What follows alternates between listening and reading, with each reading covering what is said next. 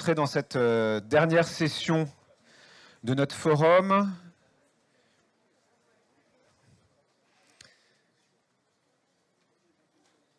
Voilà, donc intitulé « Anticiper et construire l'avenir en contexte instable, comment faire dans les institutions publiques ». Et pour lancer cette réflexion, on avait deux questions donc, sur l'application WooClap, que vous avez maintenant tous dans vos smartphones, qui portent notamment sur le degré de préparation que vous estimez que les institutions publiques ont vis-à-vis du futur, qui nous permettront de vous rentrer dans cette table ronde, dans les préoccupations qu'on va pouvoir aborder maintenant. Et puis donc pour participer à cette table ronde, donc nous avons à distance, mais qui va pouvoir se connecter et normalement apparaître sur nos écrans si tout va bien. Voilà, Simon Robertson, merci. Qui est le directeur par intérim de Politique publique du Canada, Horizon public pardon, du Canada. Nous avons Gilles de Margerie, si vous voulez bien venir, donc, qui est commissaire général de France Stratégie. Issa Larba-Kobiagda, qui est directeur de l'économie et de la planification du Burkina Faso, et Christian Gouma, qui est secrétaire général du territoire du canton et de l'État de Genève. Voilà, si vous voulez bien vous installer, peut-être Christian ici. Issa, installe-toi ici. Voilà, bienvenue à vous. Merci d'être là et de participer. Voilà, pendant que vous répondez aux différentes questions qui vous sont posées, peut-être quelques mots d'introduction. Donc pour dire que depuis hier, on a abordé un certain nombre de grands enjeux, hein, notamment lors de la journée d'hier, on a abordé les grands enjeux environnementaux, les grands enjeux géopolitiques, les grands enjeux liés aux technologies. On a abordé les questions de transition aussi anthropologique et les grandes questions qui se posaient dans ce champ-là. Et finalement, dans chacune de ces sessions, on s'est aperçu que les défis pour les pouvoirs publics étaient des défis immenses. Voilà. Or, vous êtes, chacun d'entre vous, en charge finalement de la préparation du futur dans les différents États qui sont les vôtres. Hein. À chaque fois, vous incarnez un État. Et donc, la question qui se pose de manière assez globale, c'est notamment comment est-ce que vous pouvez réussir à la fois à préparer et à accompagner des transitions qui sont des transitions de long terme, notamment pour se préparer aux grands défis environnementaux qui s'invitent déjà aujourd'hui, mais dont on sait qu'ils vont devenir de plus en plus présents demain. Mais comment est-ce que vous faites pour à la fois accompagner ces grandes transitions globales et être en capacité aussi de vous préparer à l'imprévisible, d'être prêt à être prêt, comme on disait hier dans une des tables rondes. Et comment est-ce que vous arrivez à aider finalement les gouvernements et les institutions de nos pays à tenir un petit peu ces deux bouts, voilà, qui sont de plus en plus présents dans notre actualité, notamment avec la crise Covid, la guerre en Ukraine vue de notre côté. Voilà. Donc on va avoir deux temps dans cette session. Un premier temps qui va être plutôt sur le fond des sujets, hein, de votre point de vue, de votre position d'acteur institutionnel. Finalement, quelles sont les grandes transformations que vous voyez aujourd'hui et quelles sont celles qui interpellent véritablement les politiques publiques. Et puis on aura un deuxième temps qui portera plus sur les processus que vous mettez en place ou que vous estimez qu'il faudrait pouvoir mettre en place pour mieux préparer nos institutions et nos pays à ces grandes transformations à venir. Voilà.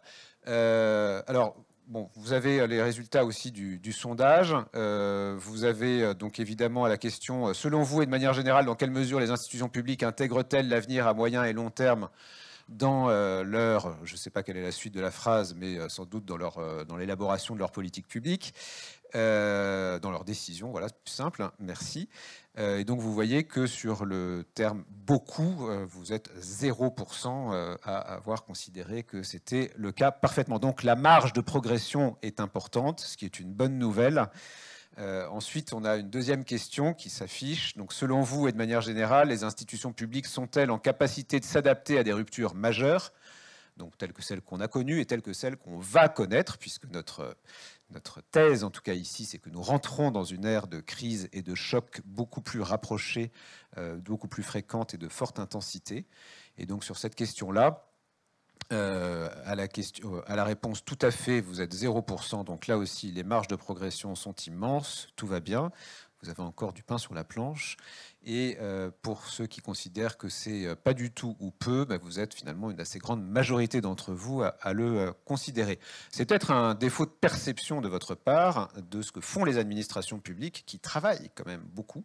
Et donc on va essayer de vous convaincre peut-être qu'il se passe déjà des choses dans ces administrations publiques pour préparer l'avenir, mais aussi qu'effectivement il y a des marges de progression importantes.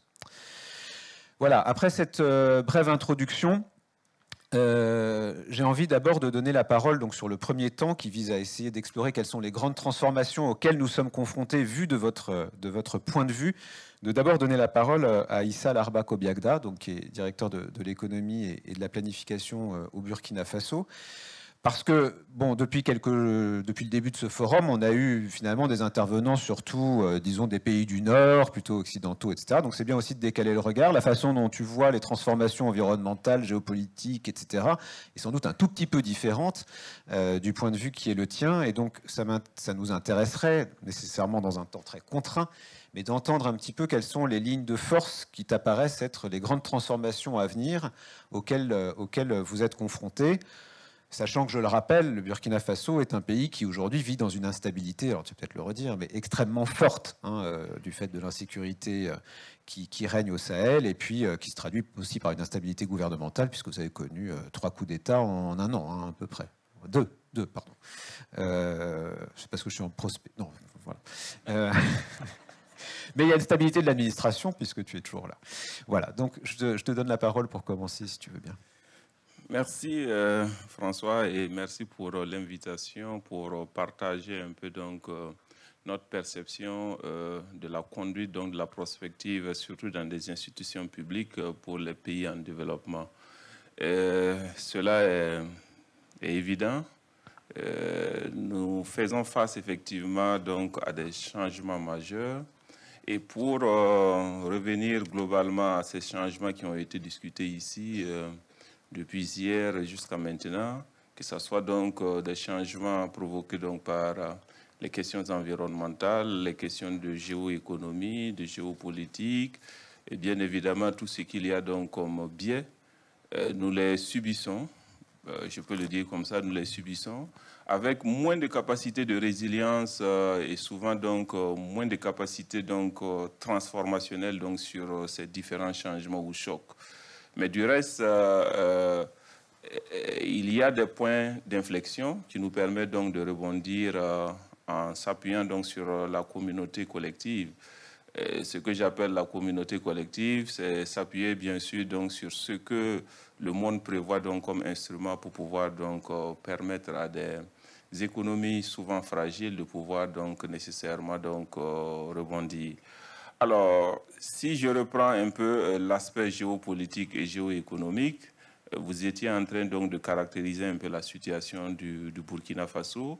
Je peux peut-être aller plus loin pour donner des statistiques, parce que ce n'est pas toujours évident que beaucoup de personnes connaissent très bien le Burkina Faso. C'est une opportunité de présenter, même si ici, ce qui va ressortir est vu donc sous l'angle de tout ce qu'il y a comme choc ou grands changements pour lesquels donc des défis s'imposent et il faut donc apporter forcément des solutions.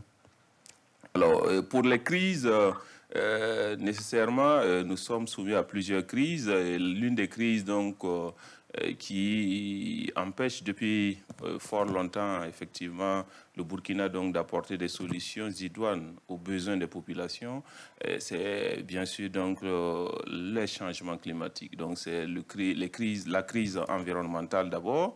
Et comme vous savez, nous sommes un pays fortement agricole.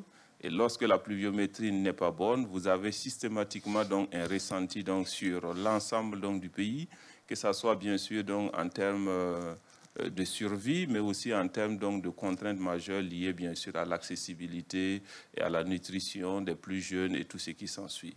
Alors, à côté de cette crise, bien évidemment, vous avez bien sûr la crise sécuritaire qui s'est invitée depuis 2016.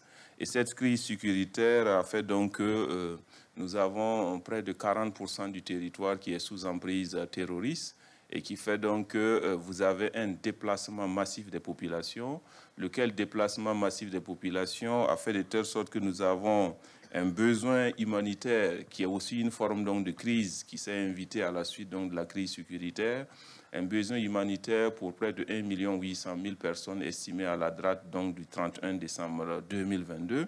Et ce besoin humanitaire, pour ce que nous qualifions donc de déplacés internes, est en lien avec donc, la question de la migration qui a été évoquée par l'administrateur de la Croix-Rouge hier donc, dans son intervention. Donc, il faut apporter donc, des solutions par rapport donc, à ces besoins. Et lorsque vous regardez l'ensemble donc, de ces chocs ou de ces crises, ont entraîné ce qu'on pourrait qualifier donc d'une crise institutionnelle. Une crise institutionnelle parce que les institutions sont pratiquement éprouvées et on pense donc que les changements apportés au niveau des institutions pourraient donc apporter la solution aux crises donc, auxquelles le pays est soumis depuis longtemps. Donc vous avez pour la même année 2022 deux coups d'État qui se sont succédés. Et bien évidemment, donc, on pourrait, pour aller dans le même sens de ce que tu disais, on a eu 3 présidents en une seule année. Et c'est quand même des changements majeurs, des changements qui entraînent également aussi des changements donc, de perception au niveau donc, des premières autorités. Et derrière cela, quand même, il y a ce qu'on peut appeler la résilience parce que l'administration quand même demeure donc, un instrument pour lequel, pour le moment, il y a changement d'homme, mais l'institution demeure et permet donc d'apporter donc des solutions.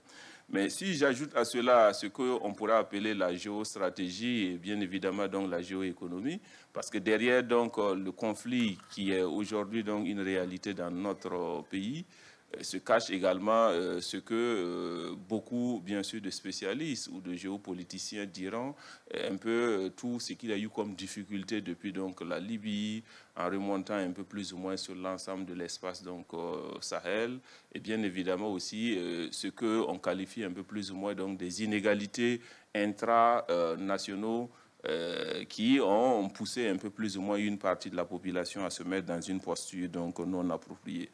Et lorsque vous avez une crise sanitaire qui vient donc s'ajouter, qui exacerbe bien sûr donc les budgets des États, qui ne les permet plus donc d'apporter des solutions même marginales aux préoccupations des populations, ça crée encore davantage donc des opportunités facilement pour certaines personnes de se faire enrôler derrière donc ce terrorisme qui devient de plus en plus difficile.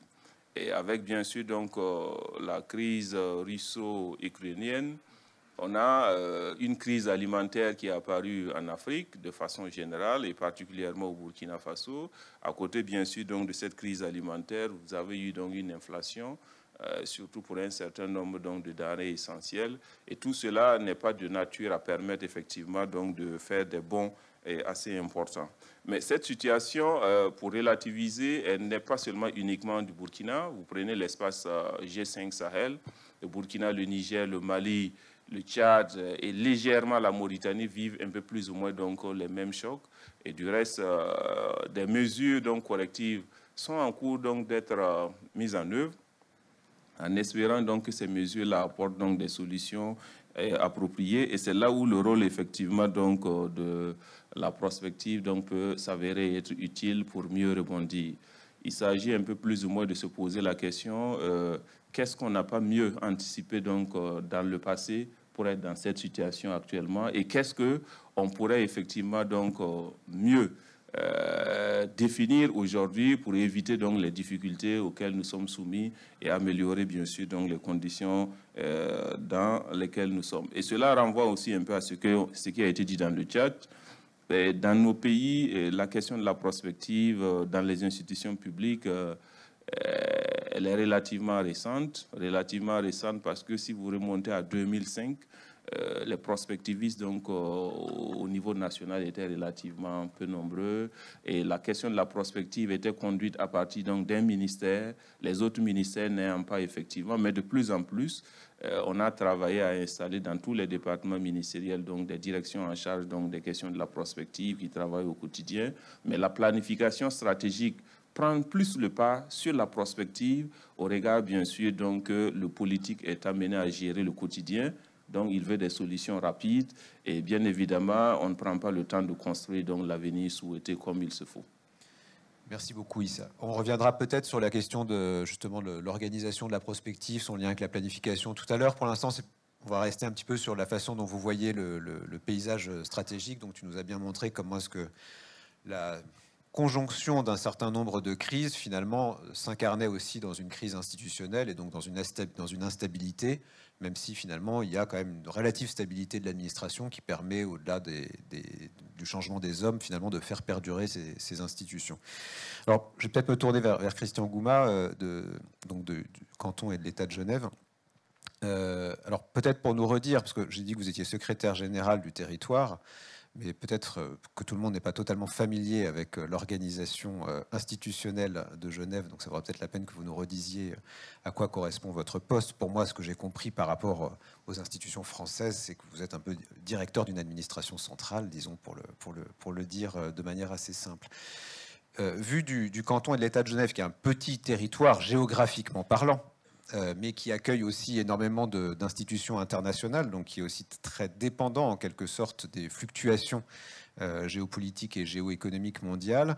Qu'est-ce que vous pouvez nous dire de la façon dont vous abordez aussi ces grandes transformations donc, du paysage, disons, stratégique dans lequel vous vous situez, et comment est-ce que vous les abordez? Voilà, merci déjà pour l'invitation. C'est vrai qu'après avoir entendu les enjeux précédents, on a un peu le sentiment d'être ici sur des enjeux de riches. Alors, effectivement, peut-être juste deux mots. Donc, Genève est un des cantons suisses, un des 26 cantons de la Confédération suisse. Et puis, nous sommes organisés avec 7 ministres qui sont élus, qui proviennent de partis différents et qui, ensemble, en fait, doivent former un gouvernement, finalement, de concordance.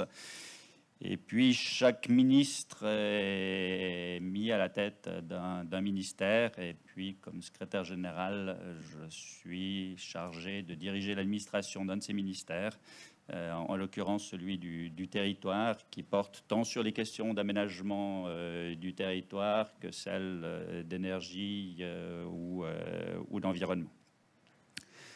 Alors, du point de vue de notre canton, de notre territoire, je pense que le principal enjeu que je vois est lié vraiment à la question de la résilience du territoire. Et finalement, comment aménager celui-ci, à la fois sur des enjeux qui sont des enjeux de développement, mais aussi sur des enjeux qui sont finalement de ménager. Aménager, on a aussi, sur le plan linguistique, finalement, cette notion de ménager le territoire, et qui aujourd'hui sont des thèmes absolument centraux. Et puis, quelque part, cette résilience du territoire, je la vois sous plusieurs aspects. Le premier, c'est évidemment le défi de la crise environnementale et climatique, auquel on peut ajouter le défi finalement de la crise énergétique, et qui nous conduit évidemment à une indispensable transition écologique. Certains discutent le terme de transition pour savoir si on ne doit pas être dans une logique qui est une logique de rupture. Mais c'est un enjeu qui est un enjeu évidemment central. On constate même pour un territoire comme le nôtre que la question aussi de la raréfaction de l'accès aux ressources naturelles est un enjeu important. Je prends juste la question de l'eau, finalement. On peut se dire Genève, canton suisse, la Suisse, château d'eau de l'Europe. Nous avons un lac, nous avons le Rhône. Mais ces ressources-là sont des ressources qui sont en partage. Comment finalement on assure la préservation de la qualité de cette ressource par rapport à des questions environnementales. Nous avons par exemple une grande nappe phréatique également que nous avons en partage avec la France, Jusqu'à très peu, nous considérions que cette ressource était complètement préservée. En réalité, nous avons découvert tout récemment que nous avions des pollutions. Donc, finalement, cette réserve que l'on estimait jusqu'alors à peu près intouchable, bien préservée, ne l'est pas. Et évidemment que ça remet en question toute une série d'a priori. L'autre enjeu sur la question de cette transition écologique, c'est évidemment la réduction des gaz à effet de serre, l'adaptation au réchauffement climatique. Mais comment est-ce que nous allons aussi pouvoir le faire? Et en cela, j'anticipe un tout petit peu sur la deuxième partie de la discussion, parce que les outils classiques d'une administration ou des pouvoirs publics, finalement, le cadre régalien, les lois que l'on peut adopter, les décisions que l'on peut prendre, nous permettront assurément de faire une part du chemin, mais pas tout. Une grosse moitié, vraisemblablement, devra se faire par les changements de comportement. Comment fait-on finalement pour avoir notre population qui passe à l'action de façon volontaire, puisque, comme je l'ai dit, les moyens coercitifs ne peuvent pas être utilisés pour l'ensemble du problème. C'est sans doute un enjeu qui est un enjeu important. Et dans toujours cette question de résilience du territoire, la question de l'évolution des courbes démographiques est évidemment aussi centrale. Le vieillissement de la population, on l'a largement évoqué. Genève n'y échappe pas. D'ici 2050, la population à la retraite devra atteindre 25% contre 16% aujourd'hui. Les plus 80 ans, c'est aussi 10% vraisemblablement de la population contre 6 aujourd'hui. J'ai lu une étude qui nous annonce que chaque enfant qui naît aujourd'hui, 1 sur 2 deviendra centenaire. Voilà des vraies questions. Qu'est-ce que ça suppose en termes d'aménagement du territoire, que ce soit en termes de logements qui doivent pouvoir s'adapter à finalement l'évolution de nos capacités? Qu'est-ce que ça veut dire en termes de transport? Qu'est-ce que ça veut dire en termes d'infrastructure pour pouvoir accomplir les prestations qui sont nécessaires à cette population plus fragile. Un autre enjeu que je vois, c'est évidemment la capacité à anticiper les défis économiques et sociaux de demain, et c'est vraisemblablement un des points sur lequel c'est le plus difficile à voir vers quoi va l'avenir. La question démographique, finalement, les statistiques sont là, les trends sont là, c'est relativement clair, je dirais, quelque part le chemin. La question de la transition écologique et énergétique, là aussi, ça me paraît relativement clair. Par contre, comment est-ce que l'économie va évoluer? Qu'est-ce qu'il en est de la transition du numérique? Plein d'éléments dont nous avons aujourd'hui à peu près aucune idée. Nous savons qu'il y aura des transformations majeures, mais lesquelles seront-elles et qu'est-ce que cela signifiera? C'est beaucoup plus compliqué à prévoir. Et donc, vraisemblablement, un des enjeux, c'est quelles sont les conditions cadres que l'on peut mettre en place qui rendront le territoire résilient, avec une capacité d'adapter en fonction d'une évolution que l'on ne connaît pas aujourd'hui, mais où les compétences de la population pourront être adaptées de sorte à répondre aux besoins de l'économie et aux besoins sociaux futurs. Je vois aussi un enjeu autour des questions de gouvernance démocratique et locale. Nous avons aujourd'hui des gouvernances qui sont plutôt bien organisées autour des nations, autour des grandes régions. La place des agglomérations et des villes est parfois moins nette. Donc, comment fait-on,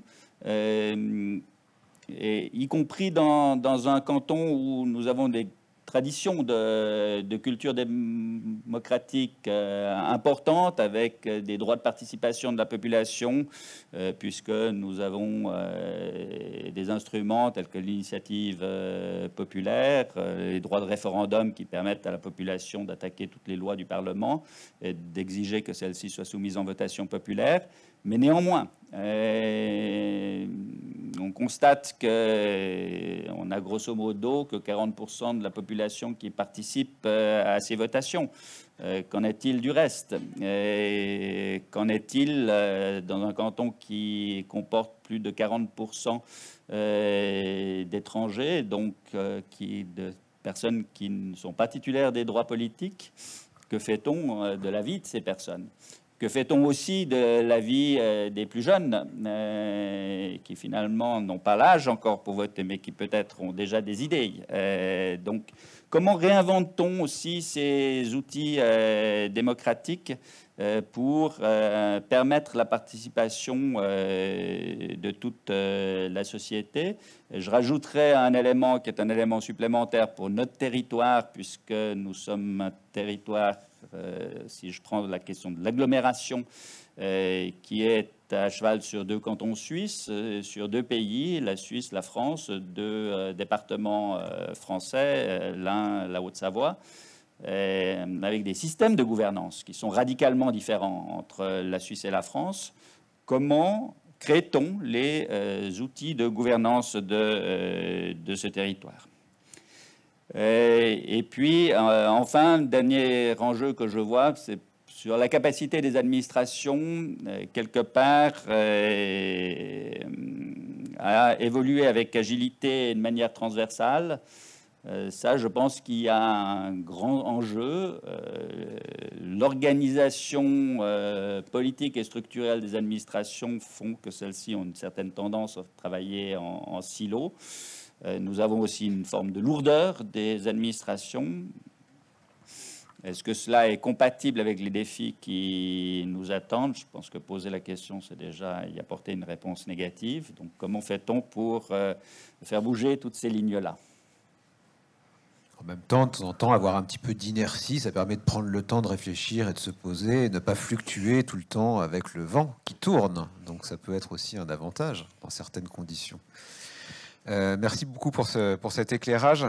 Simon Robertson, peut-être on peut vous donner la parole. Pardon, j'ai écorché un peu la fonction tout à l'heure. Je me suis emmêlé les pédales parce que je n'avais pas le programme sous les yeux et je me souvenais plus exactement du nom de l'institution.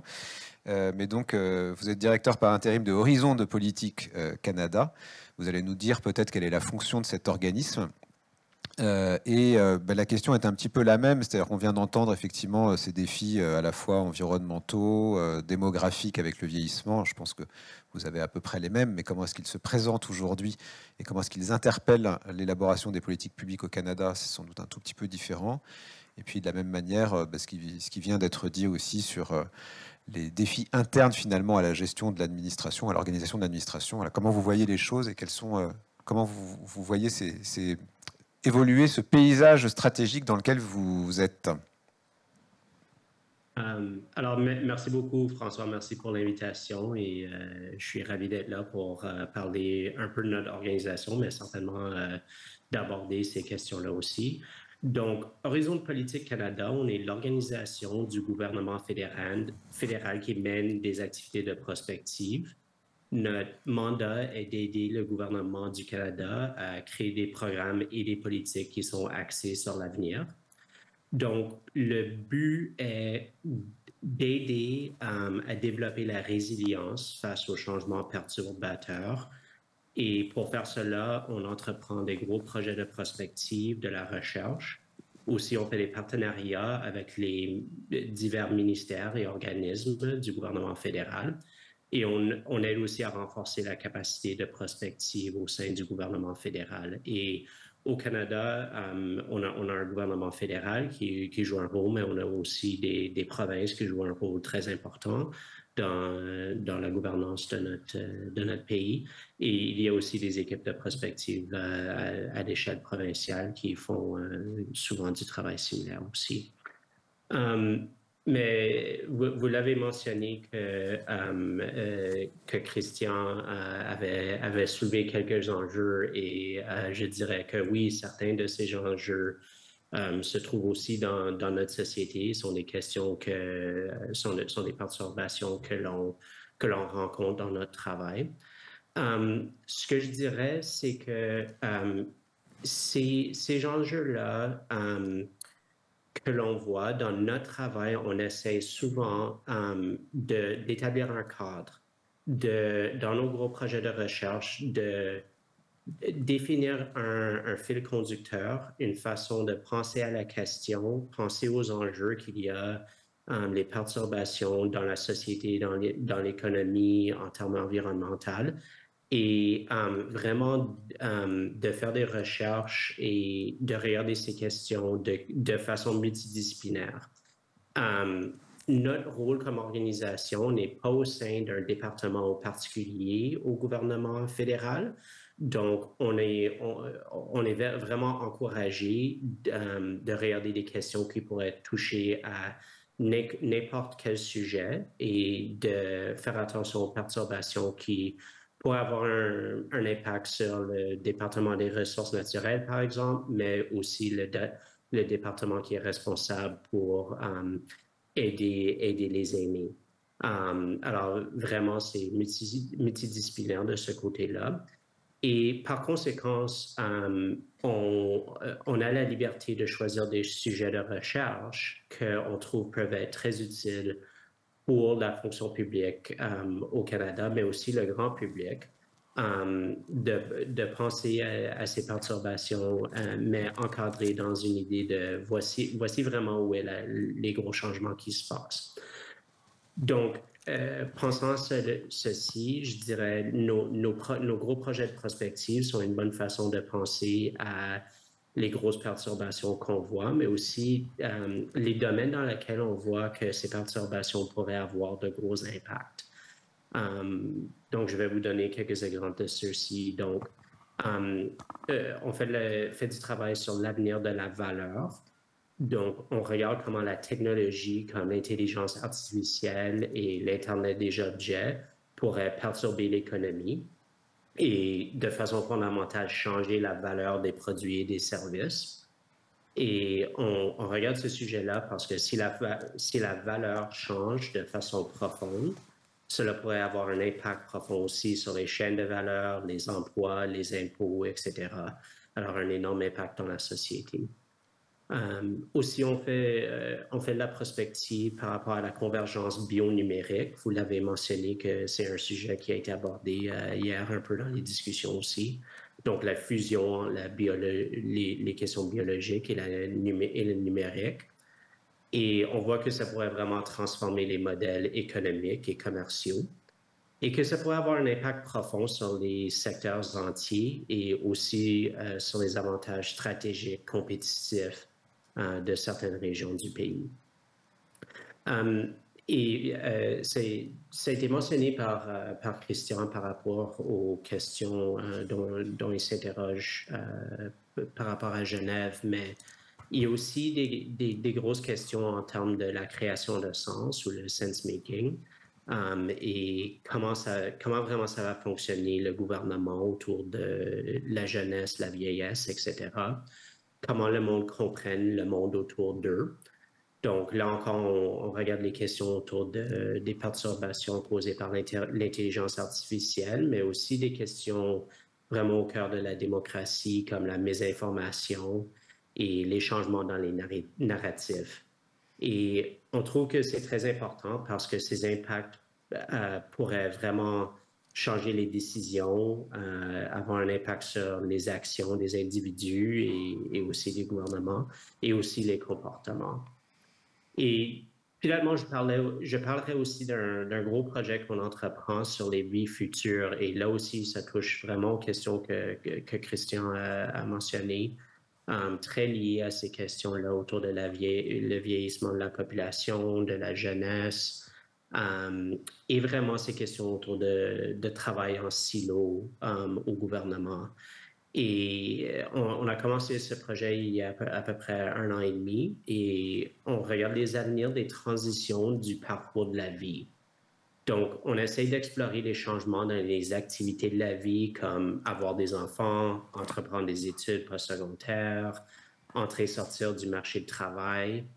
Dans un contexte gouvernemental, ce sont toutes des activités où les politiques publiques ont un rôle à jouer. Donc, si le parcours de vie normatif, donc nous naissons, nous allons à l'école, nous commençons à travailler, nous quittons la maison, nous nous marions peut-être, ou nous prenons notre retraite, ainsi de suite. Si ce parcours commence à être perturbé de façon significative, même avec une portion de la population, on voit que ça pourrait avoir des énormes impacts sur le développement des politiques publiques et aussi la façon dans laquelle la société est organisée. Alors, ça nous donne la chance de vraiment faire du travail au sein de la fonction publique, mais aussi avoir une discussion dans un cadre un peu plus public par rapport à ces changements et qu'est-ce qui va arriver si ces normes sont en train de changer. Mais je dirais aussi que même si on fait des projets de recherche particuliers dans certains de ces espaces-là, ces changements ne sont vraiment pas indépendants un des autres et ils sont souvent entrelacés. Ils impliquent plusieurs parties prenantes et ces parties prenantes peuvent avoir beaucoup de différentes priorités. Et donc, on utilise la prospective non seulement pour aider à prendre des décisions au sein du gouvernement, mais aussi en termes d'état d'esprit pour assurer qu'on a des stratégies claires et que ces stratégies claires sont développées. Donc, je dirais oui, c'est une question de résilience et c'est une question d'aider nos collègues à travers le gouvernement qui font le développement des politiques publiques, mais aussi pour leur aider à vraiment engager avec le futur et de mettre en question certaines de leurs hypothèses par rapport aux politiques publiques qui sont déjà en place. Merci beaucoup. Je me tourne vers Gilles de Margerie, donc commissaire de France Stratégie. Alors, même chose, je crois que vous aurez le droit aussi de représenter, de redire ce que c'est que France Stratégie, même si c'est très rapide. Et Simon vient de nous dire que finalement, les sujets dont il se saisissait, il a présenté ça en disant que c'est les grosses perturbations. Voilà, les grosses perturbations à venir, c'est un peu les domaines sur lesquels on travaille. Je vais vous présenter notre programme de travail au regard des grosses perturbations. Est-ce que c'est la manière dont France Stratégie se saisit aussi des sujets? Et donc, de manière plus globale, avant de rentrer effectivement sur les processus, c'est quoi les grosses perturbations ou les grands changements que vous voyez venir et qui vous occupent aujourd'hui? Merci, bonjour à toutes, bonjour à tous. Juste un mot sur France Stratégie. Nous sommes une équipe qui fait beaucoup d'analyses politiques, économiques et sociales, qui travaille beaucoup sur la transition écologique. Nous faisons de la prospective, je vais y revenir dans un instant, et puis on fait aussi de plus en plus des évaluations de politique publique. Et le fait d'avoir développé cette activité d'évaluation de politique publique dans les dernières années nous a aidé à transformer le regard qu'on avait sur la prospective et sur la manière d'envisager des propositions, parce que ça nous a rendu un peu plus attentifs aux conséquences attendues ou inattendues que peuvent avoir les politiques publiques et sur la manière dont il faut les définir. Donc je crois que ça s'est avéré une discipline très, très fructueuse. Alors, en vous écoutant tous, ce qui est très frappant, c'est évidemment qu'il y a un noyau de préoccupations qui sont communes à tous. Et puis, il y a des déclinaisons particulières de ces préoccupations selon les pays, selon les circonstances. Je vais juste lister quelques thèmes. La démographie, c'est évidemment un sujet qui nous est commun à tous, qui a été évoqué par tous. C'est un domaine où on sait assez bien ce qui va se passer sur l'évolution de la population à des horizons pluridécennaux. Si on met de côté l'idée qu'il y ait des guerres dévastatrices ou des pandémies qui auraient un énorme impact sur la population. En revanche, il y a pas mal d'incertitudes aux deux extrémités, c'est-à-dire qu'on continue de ne pas savoir très bien pourquoi la fécondité et la natalité évoluent comme elles évoluent. On constate en France que si on a une natalité qui est encore dans la fourchette haute des pays d'Europe, elle a commencé à baisser un peu depuis plusieurs années. Et franchement, on ne sait pas très très bien pourquoi. Or, ça a évidemment une importance considérable pour l'avenir. Sur le vieillissement, il y a plus de régularité sur les questions d'espérance de vie, mais il y a énormément d'aléas sur la condition dans laquelle les personnes âgées abordent cette partie de leur vie, et notamment sur le degré plus ou moins élevé de situation de dépendance, ce qui a un énorme impact sur l'organisation du système sanitaire et social, sur la possibilité d'accueillir des personnes âgées dépendantes dans des conditions dignes, de s'organiser pour que cet accueil soit accessible à tous. Et ça, il y a des incertitudes quand même assez significatives. Il y a des aspects de la démographie auxquels on ne pense pas souvent, mais qui permettent de faire de la prospective fine sur un certain nombre de sujets. Et ça, on y travaille beaucoup, notamment sur l'évolution des métiers. En fait, on sait la pyramide des âges métier par métier. Et ça permet de savoir de manière assez précise combien de personnes vont prendre leur retraite dans les différents métiers. Et si on croise ça avec une modélisation économique qui permet de prendre en compte les gains de productivité attendus, les évolutions relatives des différents secteurs, en tenant compte de l'environnement international, on peut avoir une anticipation qui, en dehors des activités très cycliques, est raisonnablement fiable du nombre de recrutements auxquels il va falloir procéder, sachant que pour l'essentiel, on recrute pour remplacer des gens qui s'en vont et pas parce qu'il y a de nouveaux emplois. Ce sont des proportions vraiment très différentes. Dans un métier, je sais pas, il y a un recrutement sur 7 ou 8 qui se fait parce qu'il y a un nouvel emploi. L'essentiel des recrutements se fait parce qu'il y a quelqu'un qui est parti à la retraite et qu'il faut le remplacer. Les choses se déplacent lentement. On est donc en mesure de donner une approximation raisonnablement fiable, et on a évidemment regardé si celle qu'on avait fait dans le passé fonctionnait, et fonctionnait à peu près en dehors de ce qui est très cyclique. On est donc en mesure de dire combien on va devoir recruter de personnes, et on sait à peu près combien, dans l'état actuel des choses, de personnes pourraient se présenter pour occuper les emplois sur lesquels on va devoir recruter.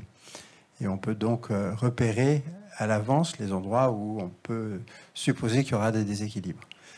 Alors on fait ça dans un exercice que nous faisons avec la DARES, qui est la direction des études du ministère du Travail. Ça s'appelle Métier 2030, c'est très facile à trouver.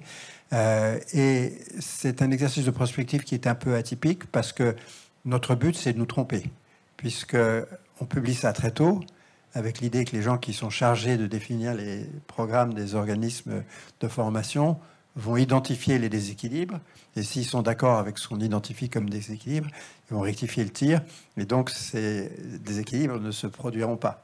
Et on a le souhait qu'ils ne se produisent pas parce que, en gros, un déséquilibre non résolu par rapport à une projection économique, c'est généralement de la croissance en moins, et pour les personnes concernées, des opportunités de développement professionnel qui disparaissent. Et donc, c'est typiquement le genre d'occasion où on croise de la prospective économique avec de la prospective démographique.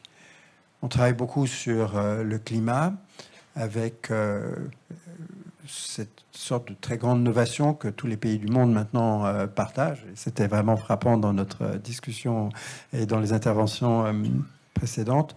On a un phénomène de climat qui est global, même s'il varie beaucoup d'une région à l'autre, mais le climat, c'est un sujet global de la Terre, et on a devant nous une prise de conscience de l'urgence absolue d'agir très vite, d'agir très fort, et en pratique d'agir beaucoup plus vite et beaucoup plus fort qu'on ne l'a fait jusqu'ici, et c'est vrai pour tous les pays développés, pour essayer de tenir la trajectoire qui permettrait en Europe d'arriver à la neutralité en 2050.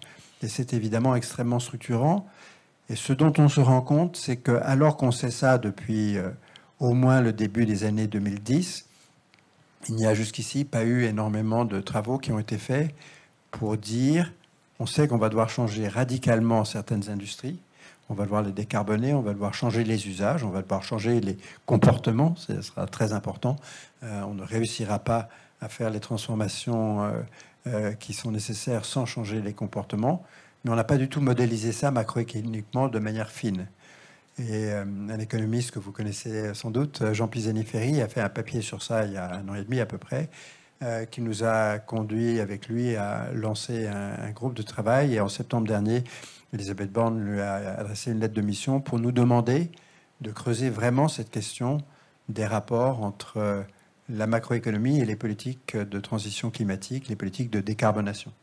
Ce sont des sujets massifs qui sont macroéconomiques par nature, qui ont des impacts potentiellement très importants sur l'emploi, mais où jusqu'ici, on avait beaucoup progressé avec notamment les travaux de RTE et de l'ADEME sur qui va émettre du carbone, dans quelle quantité, comment est-ce qu'on fait pour tenir la trajectoire. Mais on n'avait pas fait vraiment le lien sérieusement avec les projections macroéconomiques. Et notre ambition, c'est de mettre sur la table, on a réuni tous ceux qui font de la modélisation macroéconomique de ces sujets, des données qui soient utilisables lorsque nous aurons à définir la loi de programmation énergie-climat et les différents documents juridiques qui vont être adoptés dans les années qui viennent pour faire converger vers la trajectoire quelque chose qui, pour le moment, comme vous savez, en est assez lointain. Pardon, si je peux réagir peut-être sur ces derniers points. En vous écoutant tous, il me semble que, bon, alors peut-être à part au Burkina Faso, mais sinon, dans la façon dont vous présentez les choses, on a l'impression finalement que vous travaillez quand même de manière assez générale sur de la continuation des évolutions en cours. Enfin, quand on vous entend parler, en tout cas, c'est l'impression que ça peut donner, notamment sur les questions démographiques, même sur la façon dont vous présentez les questions d'emploi et de compétences. Est-ce qu'on est en capacité aussi dans ces institutions publiques de travailler sur vraiment des événements de rupture, sur des changements de paradigme dont on a beaucoup parlé depuis hier matin? Sur les questions démographiques, par exemple, on a beaucoup dit qu'il allait y avoir des migrations de masse, quand même, que ce n'était pas une hypothèse totalement farfelue, qu'on avait un certain nombre de scénarios qui étaient des scénarios tout à fait crédibles, avec des migrations de masse pour des raisons notamment climatiques, mais entremêlées avec les questions économiques et politiques. Donc, voilà, comment est-ce qu'on travaille sur... Est-ce que vous travaillez sur ces scénarios de rupture? Est-ce que vous travaillez sur des éléments qui ne sont pas uniquement effectivement des transitions, mais aussi des bifurcations assez fortes? Et puis, est-ce qu'on est... Alors, ça peut m'amener un peu au deuxième temps, mais est-ce qu'on est en capacité justement d'avoir un discours sur ces ruptures, sur ces perturbations fortes, qui sont en capacité d'être audibles? Et est-ce que vous avez un rôle là-dessus? Est-ce que vous pensez avoir un rôle d'alerte auprès des pouvoirs politiques sur un certain nombre de transformations qui peuvent prendre des formes brutales? Alors, je ne sais pas, peut-être vous aviez la parole, Gilles, peut-être la garder là-dessus. Vous savez, c'est comme dans les films au ralenti. Le choc démographique du vieillissement, le choc de ce qu'il va falloir faire pour la transition climatique, même si ça s'étale jusqu'en 2050, si vous le passez à la bonne vitesse, c'est un choc incroyablement violent.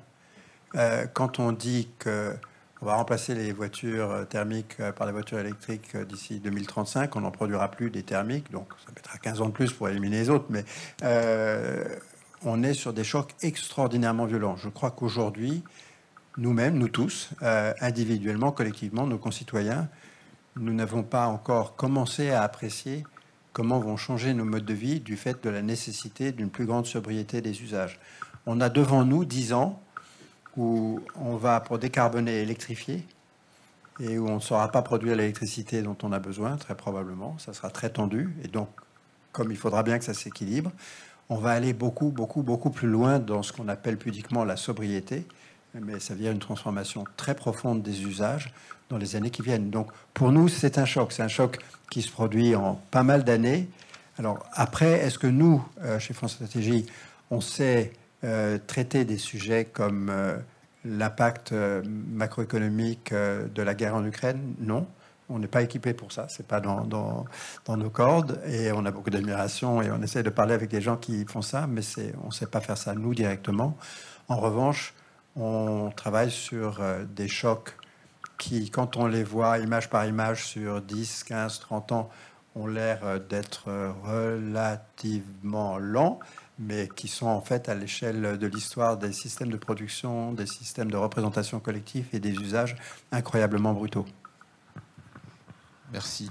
Je ne sais pas si peut-être Simon, est-ce que tu veux réagir là-dessus aussi? Oui,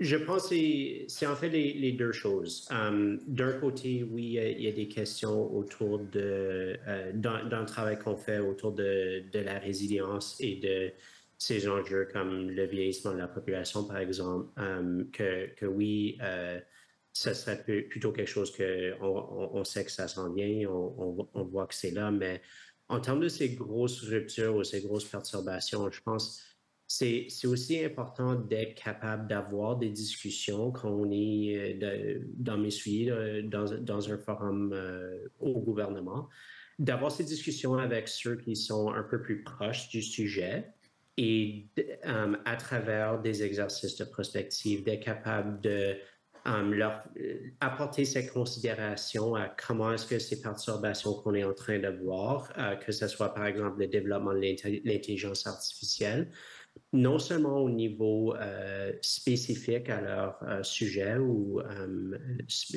particulier, mais aussi la perturbation à l'échelle de la société ou de toute l'économie. Mon collègue de France Stratégie vient juste de mentionner que oui, c'est des changements qu'on voit, mais dans 15 ans, ça pourrait avoir un énorme impact dans la société. Alors, il y a aussi, là, je pense, avec la prospective, cette question de l'état d'esprit dans ceux qui font le développement des politiques et ceux qui prennent les décisions. Et dans notre travail de prospective, il y a aussi cet aspect-là qui est non seulement d'arriver à voici des scénarios qu'on considère pour le futur, mais aussi de travailler avec ceux qui prennent les décisions, ceux qui développent les politiques, de vraiment faire cette réflexion sur le futur et ce qui va se passer dans leur domaine. Mais dernièrement, je dirais aussi, avec la prospective et le travail que l'on fait à Horizon Politique, notre but, ce n'est certainement pas de prédire l'avenir et d'être là et de dire à nos collègues, voici ce qui va arriver.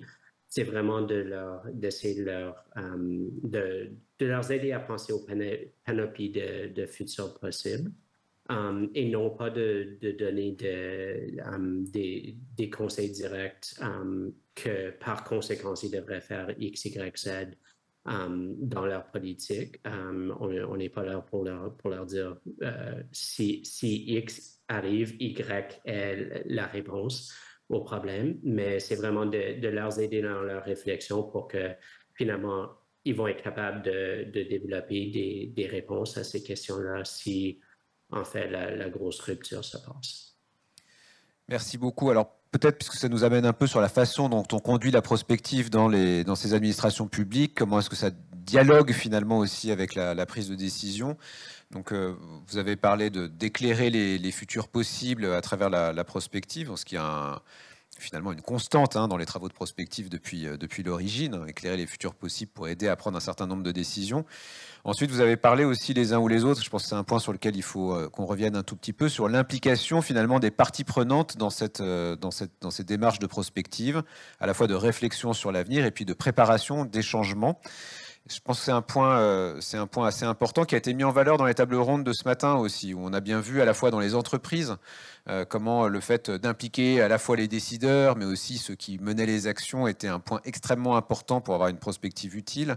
On l'a vu dans la table ronde d'après aussi avec nos acteurs impliqués plutôt sur les problématiques sociales qui montraient que il fallait impliquer ceux qui étaient véritablement les bénéficiaires des politiques publiques ou les personnes concernées, pour reprendre le vocabulaire qui était celui utilisé ce matin, dans l'élaboration à la fois de la réflexion prospective, mais aussi de l'action. Donc ça, c'est un point important. On fait de plus en plus de prospectives dites participatives. C'est pas très neuf.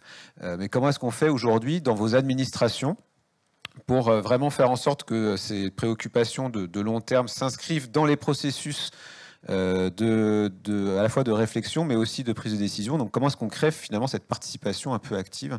On va peut-être me tourner vers Christian, parce que à Genève, vous avez donc mené un exercice de prospective Genève 2050. Enfin, vous êtes en train de mener, mais il a déjà une certaine ancienneté. Et il y avait une dimension participative assez importante. Donc, peut-être que ça peut être intéressant d'avoir votre écho sur finalement en quoi ce processus de prospective vous apparaît effectivement adapté aux défis de demain, puis quelles sont les différentes limites peut-être que vous y voyez, et comment le poursuivre pour pouvoir vraiment orienter vos politiques publiques de façon adaptée? Oui, alors effectivement, on a tenté de mener une démarche de prospective. La genèse de cela, c'est il y a 5 ans, c'est-à-dire début de l'actuelle législature du gouvernement qui se termine tout prochainement, puisque nous aurons un nouveau gouvernement dès le 1er juin, et où le gouvernement a indiqué dans son discours inaugural de législature qu'il souhaitait mener une démarche de prospective qu'on a effectivement intitulée Genève 2050, de sorte à pouvoir mieux appréhender l'avenir.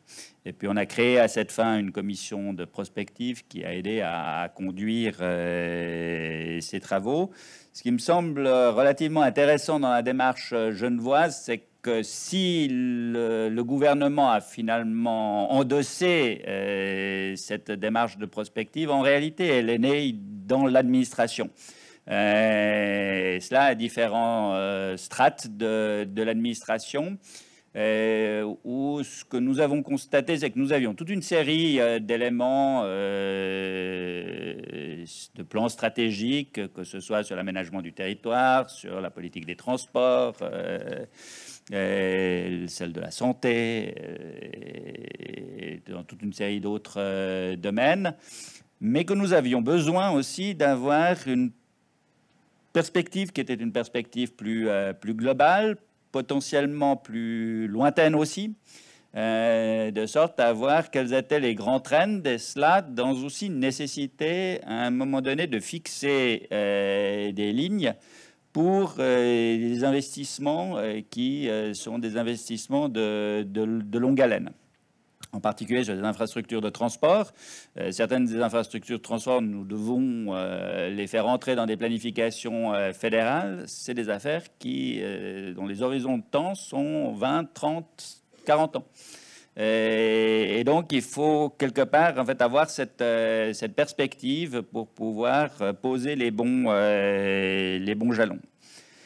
Et puis ce que nous avons fait, c'est on a travaillé autour, de façon assez classique finalement, de scénarios, et nous avons consulté la population autour de ces scénarios et aussi autour finalement des futurs désirables. Où est-ce que la population majoritairement se voit aller, veut aller? On l'a fait sous 2 formes. On a d'abord fait un certain nombre d'ateliers participatifs qui étaient plus thématiques, où on a pu creuser les choses. Et puis on l'a fait ensuite avec un vaste questionnaire qu'on a en plus traduit en plusieurs langues pour que, je vous l'ai dit, la population genevoise a un taux d'étrangers relativement important. Donc nous voulions vraiment avoir une démarche qui était une démarche inclusive pour permettre d'avoir les réactions. On a eu plus de 5000 réponses, qui pour un territoire comme le nôtre est relativement important. Plus de 15 000 propositions où les gens ne sont pas simplement répondu à des choix multiples qu'on leur proposait, mais ont commenté, ont fait des propositions spécifiques. Et nous avons également fait dans cette démarche une participation des plus jeunes, des enfants, des adolescents. On a plus de 1000 élèves qui ont participé à leur façon. Alors c'est évidemment un questionnaire qui était un questionnaire adapté, des outils qui étaient adaptés, mais il nous semblait extrêmement important de permettre aux plus jeunes de s'exprimer parce que fondamentalement, la perspective qui était la nôtre, Genève 2050, eh bien, c'est d'abord eux en fait qui finalement habiteront le territoire et leur avis était quelque chose d'extrêmement important. Donc, tout cela nous a donné, je dirais, beaucoup de matériel autour de là où notre population souhaite aller.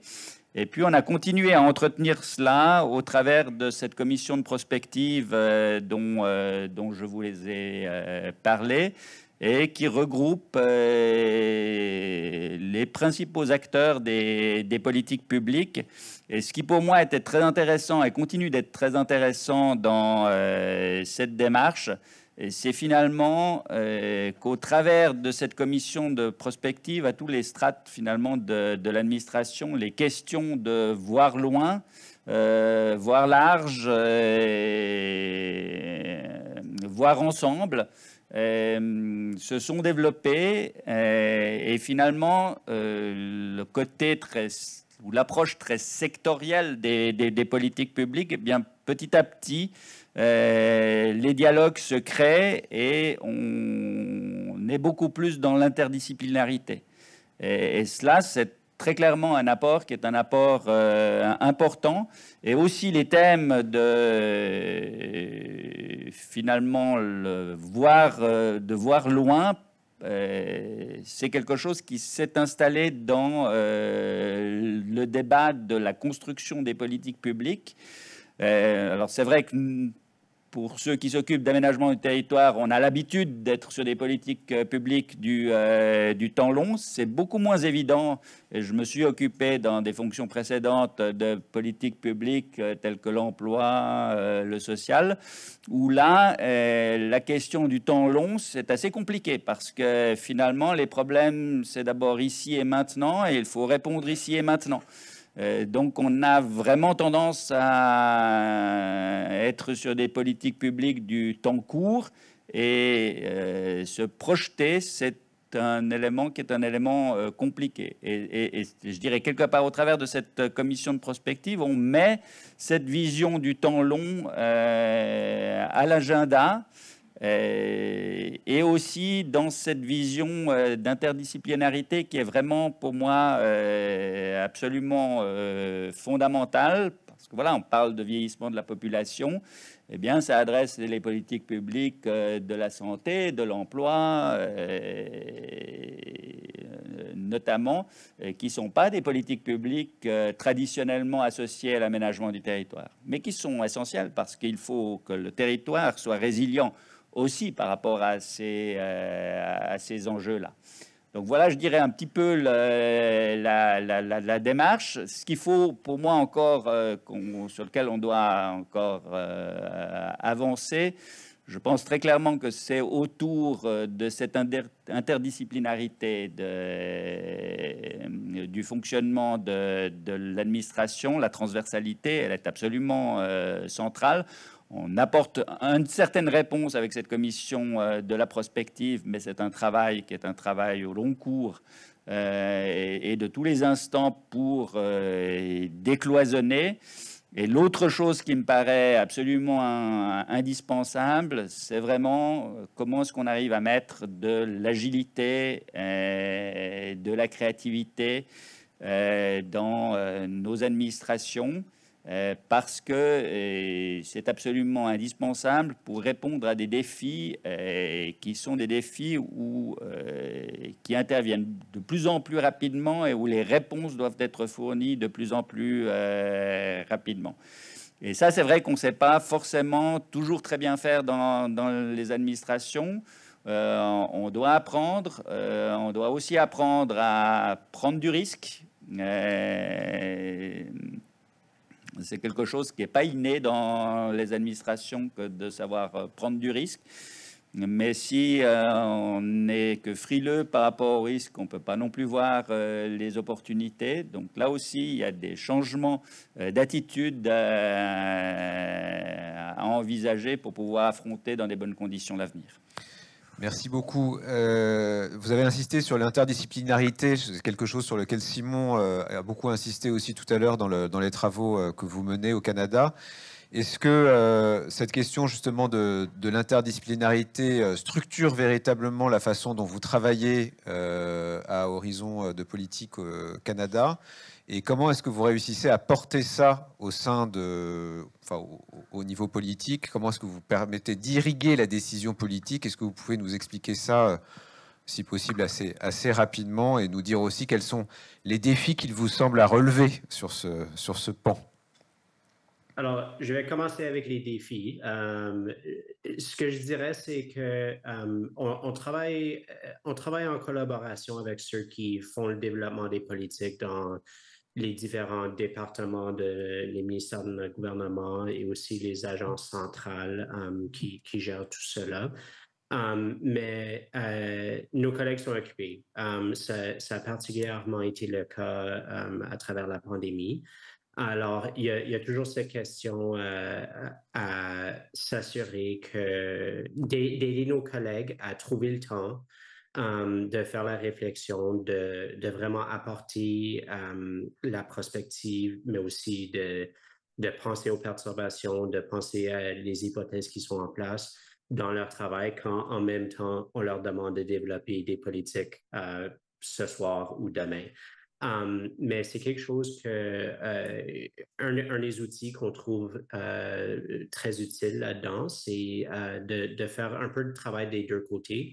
Donc, je l'ai mentionné, notre organisation, on est à peu près une quarantaine de personnes et on fait vraiment ces gros projets de prospective et on travaille étroitement avec ceux qui font le développement des politiques, mais on a aussi construit un réseau à travers la fonction publique du Canada.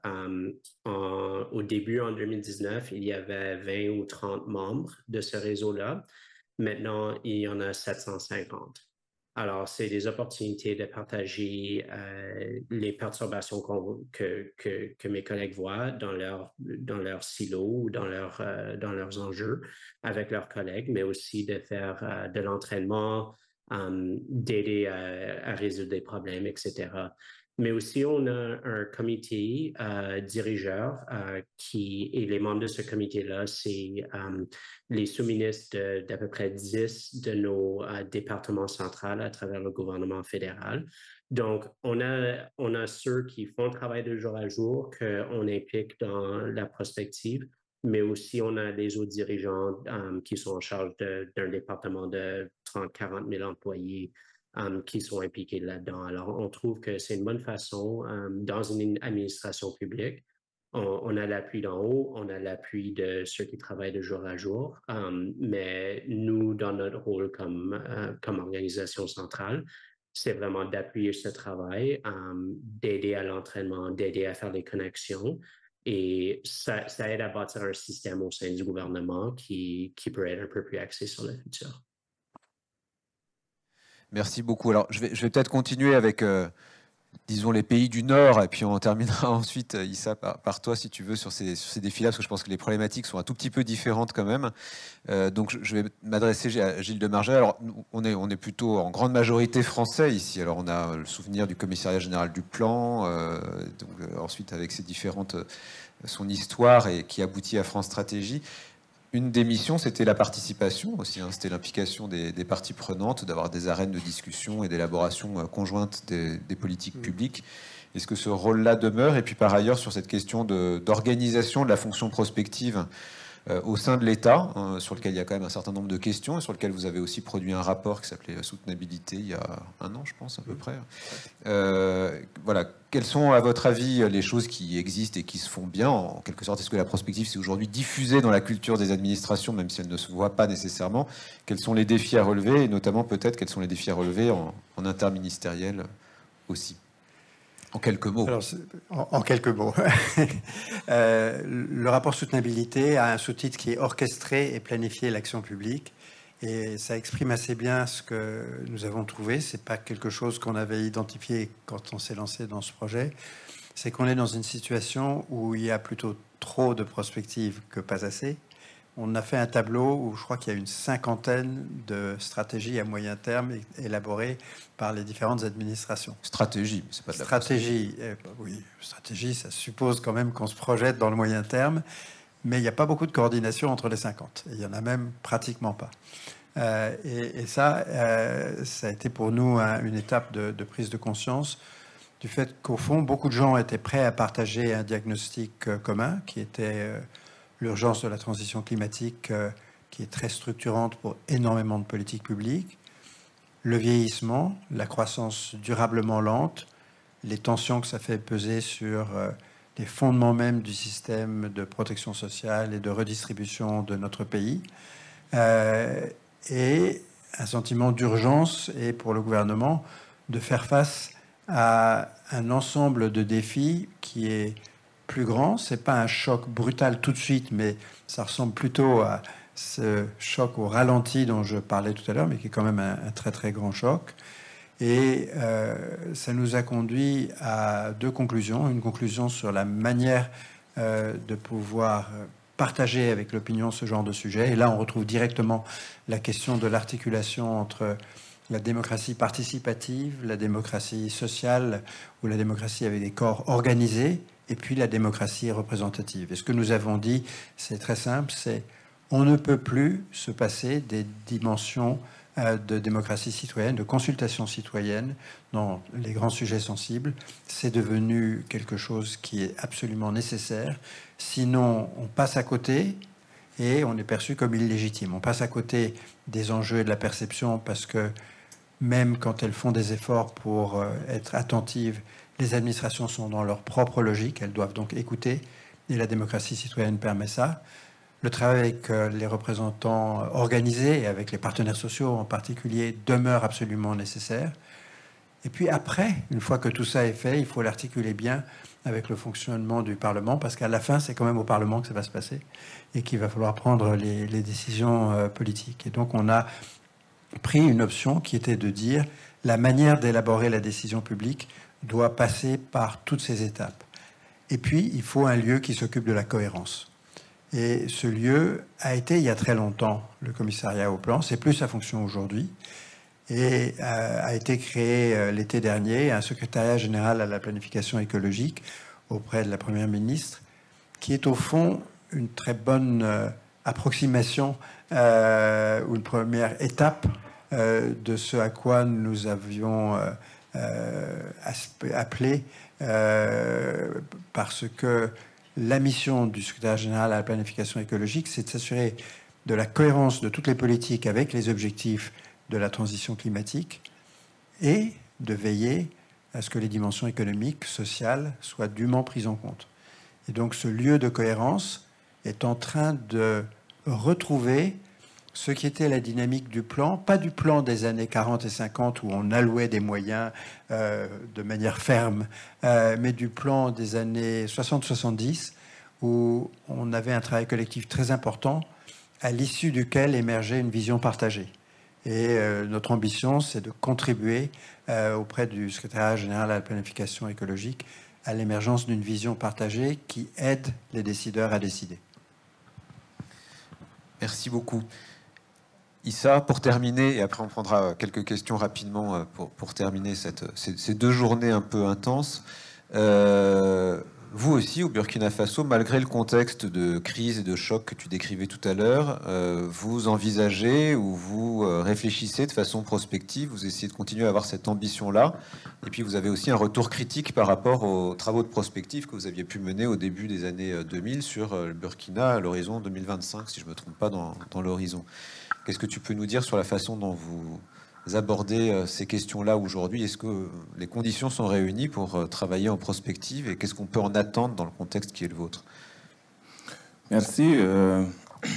Effectivement, les contextes sont assez différents, mais il faut rappeler de façon globale que les institutions publiques en Afrique et particulièrement au Burkina Faso, nous sommes donc dans une dynamique que la prospective doit être utile et crédible.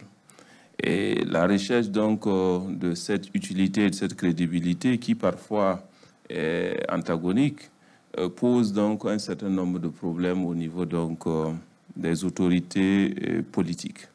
Mais ce qu'il faut retenir de façon globale, c'est que la prospective, elle aide effectivement les gouvernements à s'adapter à un monde qui évolue assez rapidement.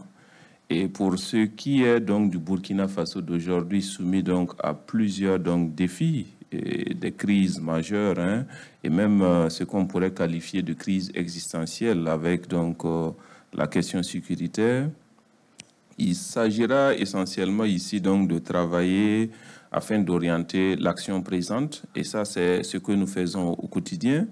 Et il s'agit pour nous donc de présenter en fait les futurs possibles et désirés et de rechercher donc le maximum de souplesse donc pour faire face donc à l'incertitude. Il est aussi donc de notre devoir de pouvoir travailler dans le sens donc de baliser les futurs possibles en termes donc de clientèle ou de repères, et ce qui va aider nécessairement à mobiliser l'intelligence donc collective des hommes. Et cela renvoie à ce que M. de Margerie disait un peu plus ou moins, l'idée donc de l'appropriation donc du changement par l'anticipation partagée. Et si je dois revenir assez rapidement sur la prospective Burkina 2025 que nous sommes en train d'évaluer, qui a été initiée autour donc de 2000 à 2005, environ 5 ans pour conduire donc cette étude prospective. Nous avons travaillé sous l'angle donc classique donc des scénarios qui servaient donc d'éléments donc de dialogue autour des futurs souhaités. Et en définitive, à partir de là, les Burkinabés s'étaient donné comme ambition sous l'angle donc d'une vision d'avoir une nation solidaire, une nation de justice, une nation de progrès qui consolide donc son respect sur la scène internationale. Alors, à l'aune donc des 25 ans, nous avons évalué un peu donc la situation de cette vision commune qui avait été partagée par les Burkinabés en 2000-2005. Et il se trouve donc que les faits démontrent un peu plus ou moins que le concept de nation solidaire n'a pas totalement émergé.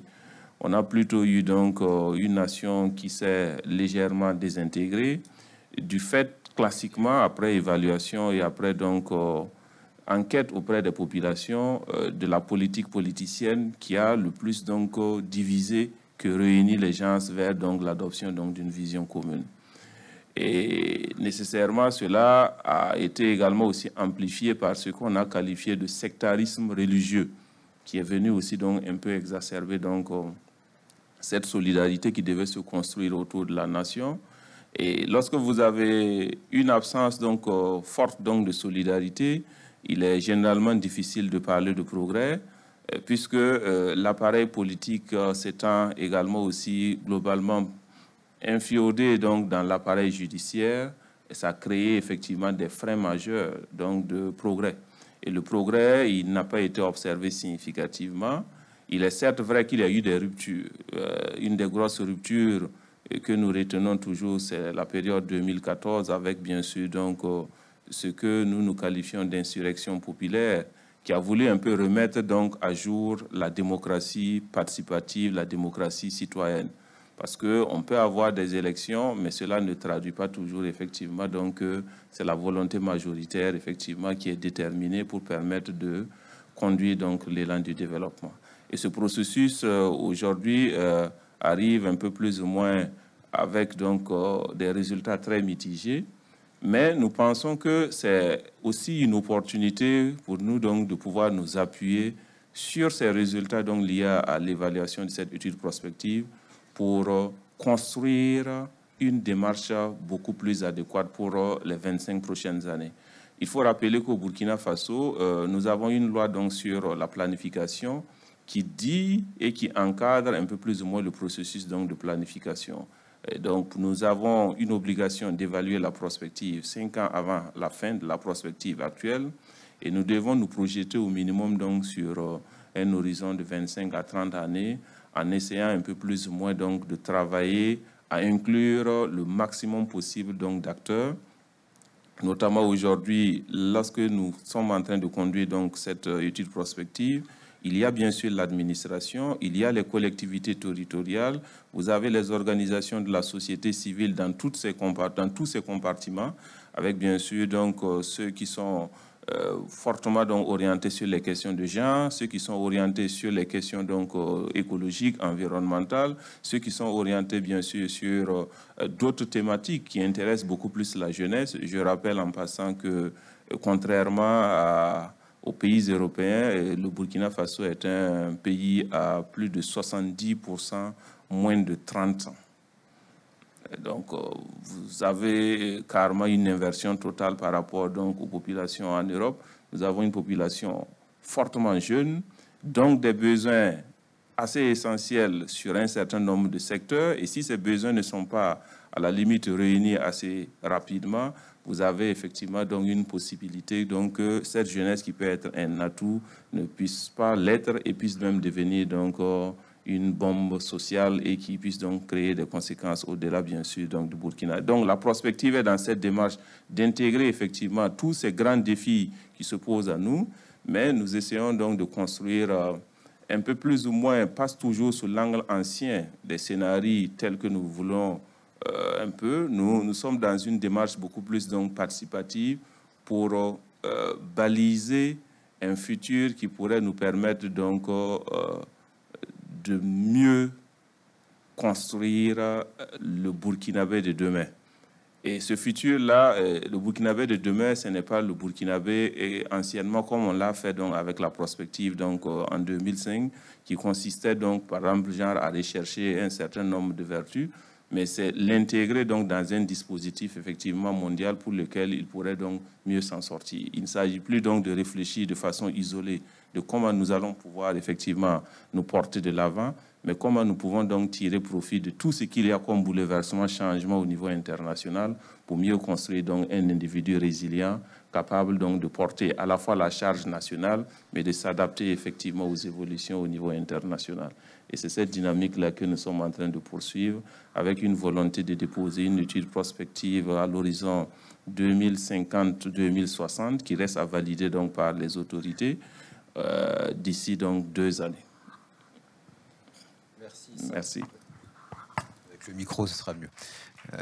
Bravo pour cette ambition, effectivement.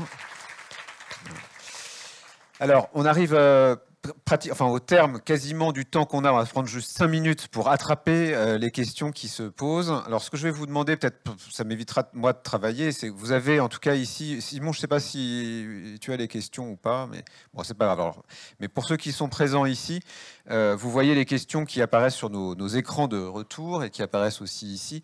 Peut-être que ce qui serait bien, ça serait que chacun d'entre vous en sélectionne une, en espérant que vous ne choisissiez pas tous la même, et puis que vous essayiez d'y répondre, mais vraiment en 30 secondes, parce que vous voyez que nos participants qui sont là depuis 2 jours commencent à être fatigués, donc il faut aller sur la fin. Voilà. Donc le premier qui a choisi sa question dégaine, si je puis dire, et puis moi je vais en donner une à Simon de manière autoritaire, si vous le voulez bien. Pour une fois, ça sera l'Europe qui dictera aux Amériques la façon de procéder. Donc il y a une question qui est mentionnée ici, qui est pourquoi ne pas organiser des exercices de simulation qui entraîneraient la fonction publique à agir dans un contexte où chacun devrait dépasser son rôle habituel, donc s'exercer à la rupture. Alors vous nous avez parlé d'interdisciplinarité, etc. Est-ce que vous travaillez comme ça sur des scénarios de rupture que nous, on commence à affectionner beaucoup ici ? Alors, dans notre travail, la réponse est oui. On a, de façon régulière, à peu près à chaque 2 semaines, on a un club de veille avec, parmi les 750 membres de notre réseau. Et ça donne l'opportunité de présenter des signaux faibles de changement et de faire un exercice avec les membres du réseau qui participaient. D'habitude, c'est à peu près une centaine de personnes. Alors, c'est vraiment une chance d'apporter des petits bouts de questions, d'enjeux qui pourraient causer des problèmes dans leur programme. Mais en plus de détails aussi, à travers le développement de nos gros projets de recherche, on fait souvent des engagements avec des membres de plusieurs départements à travers le gouvernement. Et vraiment, l'objectif, c'est d'avoir des discussions à l'extérieur de ce qu'on appelle les silos pour que quelqu'un qui travaille au département responsable de l'environnement et des changements climatiques va aussi travailler sur ces questions, ces enjeux avec mon équipe, mais aussi avec leurs collègues qui travaillent au département responsable des affaires autochtones, par exemple. Alors, c'est vraiment pour pousser ces individus-là qui font le développement de politique de penser à l'extérieur de leur sujet particulier. Merci beaucoup. Qui a choisi sa question? Issa? Allez. Alors, je vais aller sur comment articuler effectivement la prospective de long terme avec l'horizon donc de court terme des politiques. Alors, au niveau du Burkina Faso, nous avons mis en place donc ce que nous appelons donc le Conseil national de la prospective et de la planification stratégique. Et ce conseil-là a donc son pendentif qui est la Commission nationale de planification du développement. Il a donc pour rôle un peu plus ou moins donc de s'assurer que toutes les stratégies et les plans d'action qui accompagnent les stratégies sont édictés en lien avec donc la vision donc de long terme qui a été donc proposée. Et contrairement à ce que Monsieur de Margerie disait un peu plus ou moins qu'au niveau de la France, il y a environ une cinquantaine de stratégies, mais il essaie de chercher une cohérence. Chez nous, la stratégie ne peut être validée que lorsque la Commission a assuré donc que cela est cohérent donc avec donc la politique de long terme qui est la prospective. Donc la stratégie ne peut donc être enrôlée et mise en œuvre par un département ministériel ou par une structure publique que lorsque la Commission a donné donc un avis motivé démontrant donc une adéquation parfaite et la contribution de la stratégie à la réalisation de la vision. Il est certes vrai que cette adéquation peut être trouvée, mais dans la mise en œuvre, il peut y avoir des écarts, mais du reste quand même, il y a une forme donc d'adéquation entre les politiques donc de court terme, de moyen et bien sûr donc de long terme trouvées un peu plus ou moins à travers donc ce schéma. Merci. Merci beaucoup. Qui prend la suite? Christian?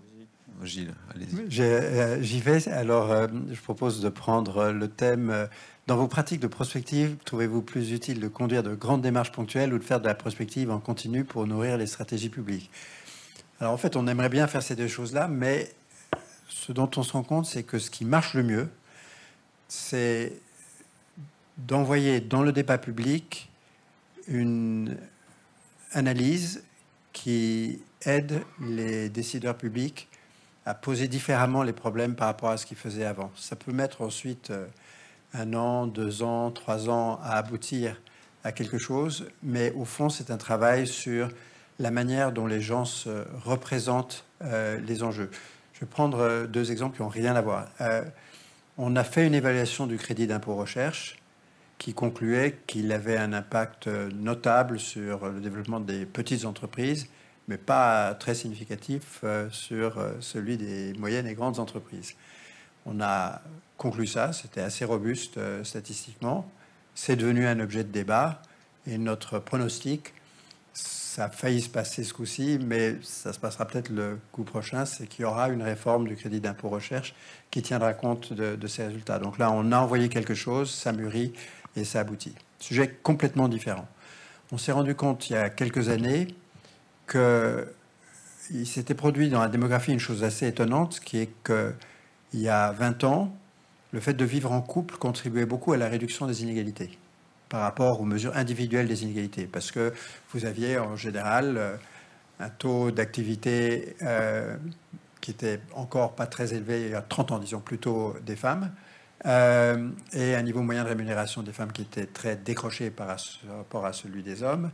Et donc, quand vous aviez un couple avec un homme qui gagnait bien sa vie, une femme qui ne travaillait pas ou qui ne gagnait pas bien sa vie, ça réduisait les inégalités. 30 ans plus tard, il y a moins de couples. Les couples se ressemblent plus, c'est-à-dire des gens à revenus modestes vivent ensemble et des gens à revenus plus importants vivent ensemble. Et les gens qui vivent seuls sont beaucoup plus nombreux. Et le résultat, c'est que la vie en couple contribue beaucoup moins à réduire les inégalités que ça n'était le cas il y a 30 ans. Et ça a des conséquences pratiques très importantes sur la structuration de toute une série de prestations sociales.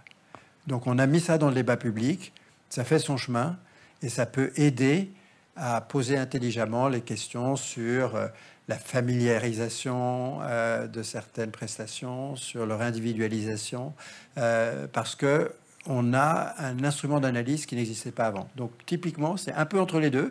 C'est pas une grande démarche. C'est pas vraiment de la prospective en continu, mais c'est quelque chose qu'on envoie dans le jeu. Et c'est comme une épice dans un plat qu'on fait cuire. On espère que ça colorera un peu le plat au bout d'un certain temps. Merci.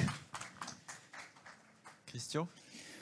Bon, je vais peut-être amener un regard un peu externe sur un débat que j'ai cru comprendre être un peu franco-français sur le retrait de l'État dans la prise en charge d'enjeux sociaux au profit d'associations ou d'entreprises. Pour dire ceci, à mon sens, il ne faut pas opposer le monde associatif, entrepreneurial et l'État. C'est nécessaire de travailler ensemble. Et ensuite de voir quel est finalement le vecteur qui est le plus pertinent. Il y a un certain nombre de choses en fait qui peuvent être portées, qui seront mieux portées par des structures de type associatif, de type entrepreneurial. Et à l'inverse, il y a d'autres enjeux qui seront mieux portés par l'État. Et donc il ne faut pas opposer les deux. Ce qui par contre me semble important, et ça c'est pour mettre une pique dans le champ de l'État, c'est qu'il faut qu'on revoie aussi notre façon de concevoir les politiques publiques. Nous avons été beaucoup trop dans des logiques paternalistes qui consistent finalement pour l'État à savoir ce qui est utile et ce qui est pertinent. Et je crois que ça, très clairement, ça ne fonctionne plus. On doit aujourd'hui concevoir les politiques publiques avec les parties prenantes, être dans la co-construction, parce que c'est comme ça qu'on aura des politiques publiques qui répondront mieux aux besoins. Et nous devons faire aussi une preuve d'humilité, je dirais, dans les administrations publiques. Non, nous ne sommes pas omniscients. Et oui, les bénéficiaires des prestations ont un avis qui est un avis pertinent sur comment finalement, quel type de prestations, comment celles-ci doivent être servies. Et si on veut une administration qui est une administration au service, eh bien, il faut que l'on aille vers les usagers pour leur demander et co-construire les solutions. Et en cela, l'économie, il y a clairement une certaine avance en fait dans cette façon de faire, parce qu'évidemment que si vous produisez un produit qui ne correspond pas aux besoins de la clientèle, économiquement, ce sera un peu compliqué. Et je pense que c'est quelque chose que nous devons apprendre à faire pour justement ne pas être aussi dans l'opposition entre les différentes structures, mais bien dans le travail en commun. Gilles Lemargerie, vous voulez réagir très rapidement. Juste un mot. On a été chargé de faire l'évaluation de la stratégie nationale de lutte contre la pauvreté. Et pour faire ça, comme on ne savait pas par quel bout prendre, on a fait exactement ce que vous dites. On a fait une petite conférence citoyenne sur les questions à poser. Et ça nous a beaucoup aidé. Et puis, on a travaillé avec le 5e collège du CNLE, pour ceux d'entre vous qui connaissaient ça, c'est-à-dire des personnes accompagnées, c'est-à-dire des personnes en situation de pauvreté, pour pouvoir écouter leur vision sur le sujet. Merci beaucoup. On arrive au terme de cette table ronde. Merci beaucoup à vous quatre de vous être prêtés à ce jeu. Pas toujours évident, puisque voilà, l'interpellation des politiques publiques est assez fréquente et sur des sujets qui sont compliqués et sur lesquels vous n'avez pas nécessairement toutes les réponses, ce qui est bien normal. Merci à vous de vous être prêtés à ce jeu. Juste un petit mot pour relever aussi qu'on est sur une table ronde purement masculine, ce qui montre aussi le besoin. Alors, j'étais très heureux de discuter avec vous et sans doute vous avec moi, mais voilà, il y a sans doute aussi un besoin de diversification aussi dans nos responsables de la prospective. C'est vrai que quand on regarde sur les différents responsables de la prospective dans les administrations publiques au niveau international, c'est très masculin, hein, encore. Voilà. Donc, d'où ce panel. Voilà, mais cela dit, j'ai été très heureux de cette discussion. Merci à vous. Et puis, si vous voulez bien, vous pouvez tout à fait rester avec nous, Simon y compris, si vous voulez. On va juste conclure ce forum en quelques minutes avec Yannick Blanc, que j'invite à venir ici. Et puis, voilà, on peut effectivement vous applaudir.